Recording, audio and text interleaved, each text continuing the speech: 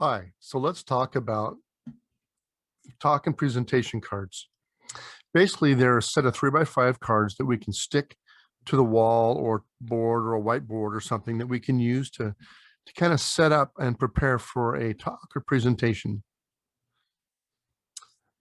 This is what it'll look like when we get finished. You'll have a section for what we call groundwork cards, structure cards, and kind of main point development cards. Let's go through each of them.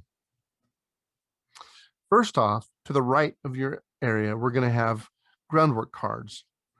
And the groundwork cards are going to be goals, the duration of the talk or presentation, the target audience, the type of language. In other words, is it formal? Is it casual? Is this to a scientific community? Is to a church community?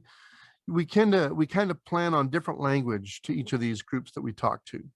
If I was presenting to children, I might present using simple language versus presenting to adults or to somebody I want to sell something to, for example. The patterns, there's different kinds of patterns. Are we going to do a list of things? Are we going to kind of do a description? Do we want to go spatially, like describe something from left to right? So lots of different patterns that we might use. And then what are the expectations or objections your audience might have? For example, if you're talking about a controversial subject, you might know that people are going to object to what you might have to say, and so you can address those objections in the process. The next thing we'll do is we'll set up kind of at the top of the rest of the area a place for structure cards. And basically we'll put an intro card on the left side and a conclusion card over on the right side. Now remember, under each card, we want to leave space for sticky notes.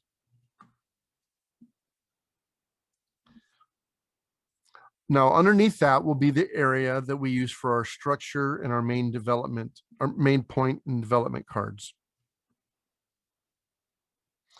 We'll start off by having main point cards, and you'll have a main point card for every main point you're going to have in your talk. Generally, the length of the talk will determine the number of main points.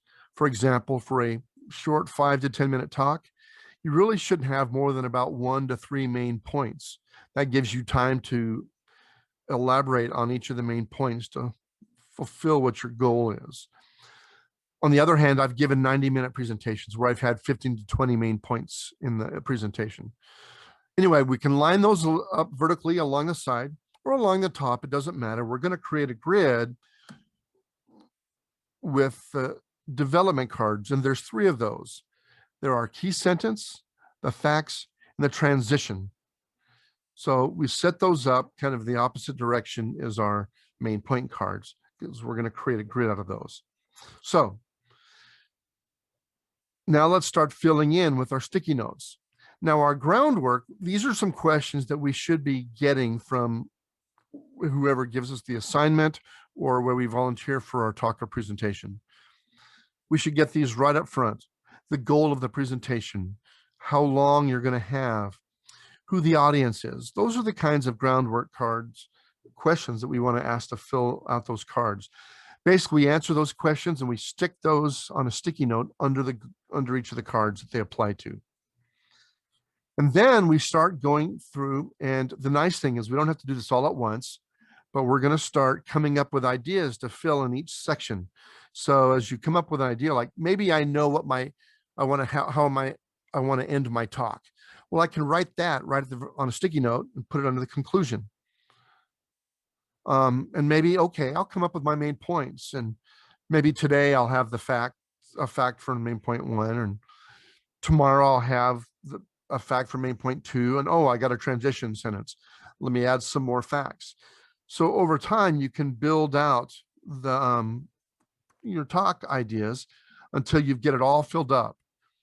And then we just take those sticky notes and line them up, and essentially we create an outline of our talk. And it's going to be, we're then going to fill in the statements to fill them into paragraphs to make our presentation.